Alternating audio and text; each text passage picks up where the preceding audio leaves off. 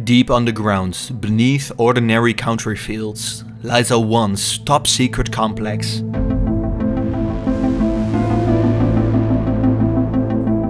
With its long corridors, it once accommodated over 700 soldiers awaiting conflict.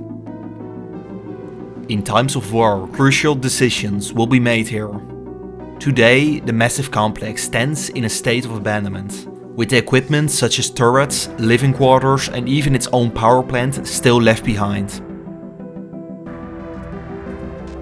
Join us in exploring this incredible monument of military history.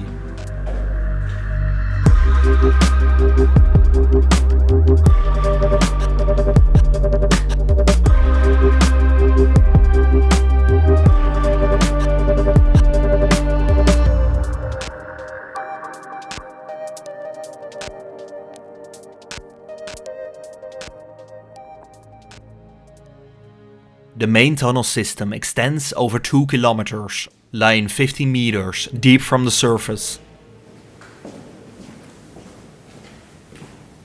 This complex was officially built under the pre-war Maginot plan, dating back to the 1930s. However, the complex can be divided between two sections, one original and the other modernized during the Cold War. We'll start in the original part.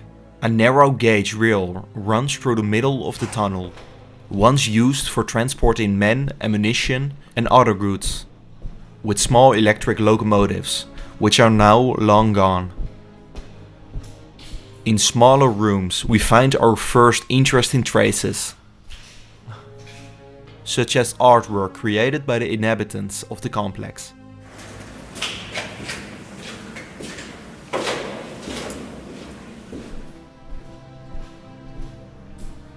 We have reached our first objective. The main tunnel we just walked in connects multiple on-surface turrets. Before we'll delve into these turrets, let's explore some history.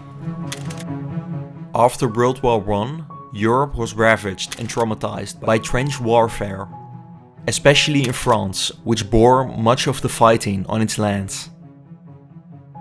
In response, Project Maginot was announced, involving the construction of multiple smaller and larger fortresses along the Belgium, Luxembourg and German border. In 1930, the construction of this exact complex was announced, and after just 5 years it was finished and ready for operation, aimed at protecting France from future conflicts. We've arrived at the ammunition depot. Multiple crates are still stored here, though they no longer contain any munitions. On the ceiling, the rail used to transport the crates are still visible, in relatively good condition. Following it leads us to the central elevator of the block.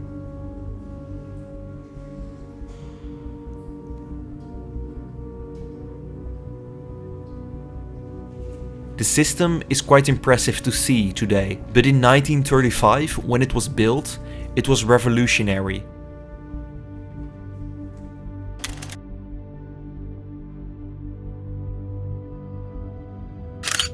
Let's follow the elevator upstairs. After a bit of a climb, we reach the level where the base of the gun is located.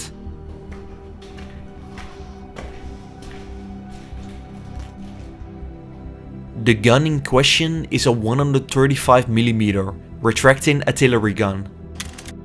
When becoming vulnerable to enemy fire, the entire gun could retract, making it safe from bombardments. Above the stairs we find the operation space, with storage racks for the projectiles still intact. Kan je lopen? Ja, op die ladder wel. En voor de rest is allemaal hout, dus...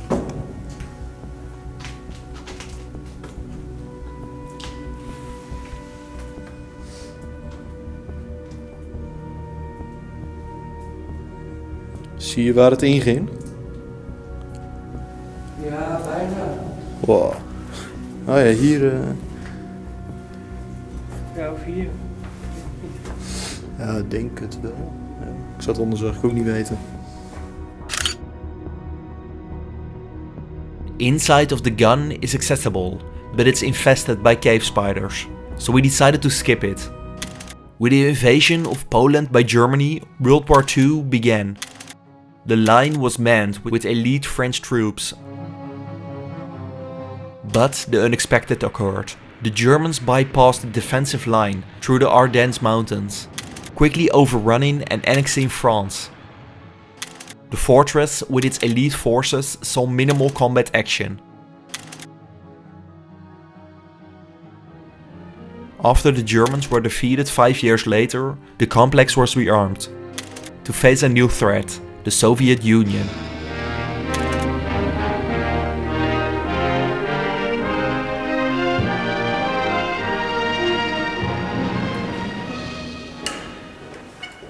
Now it's time to explore the modernized parts.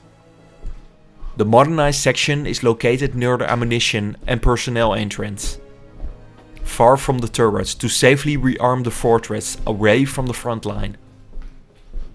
The dark walls are adorned with colored arrows, once guiding personnel to different areas. Scrapping of copper is quite visible here, a stark contrast to its perfect working order 20 years ago.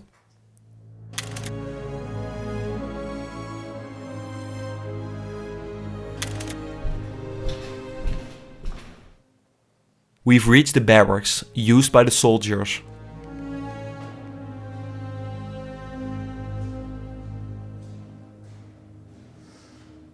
Within an area with many corridors, we find something quite incredible, an old briefing room.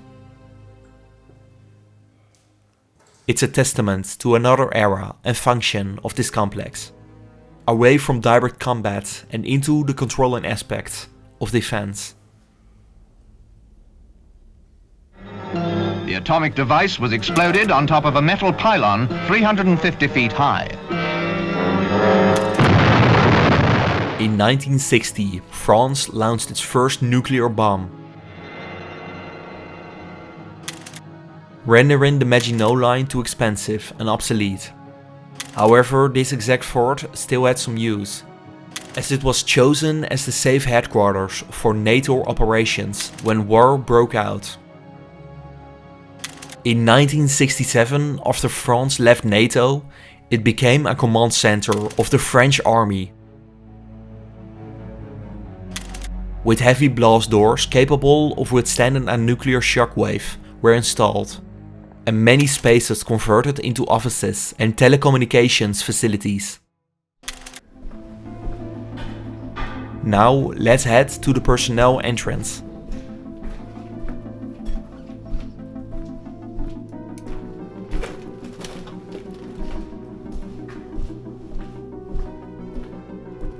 Here we find the power station with rows of diesel generators that could run if power from the outside was cut off.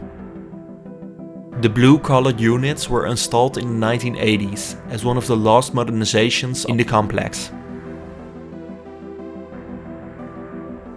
After the collapse of the Soviet Union, the use of large nuclear command centers like this one was deemed too expensive, leading to its abandonment in the early 2000s.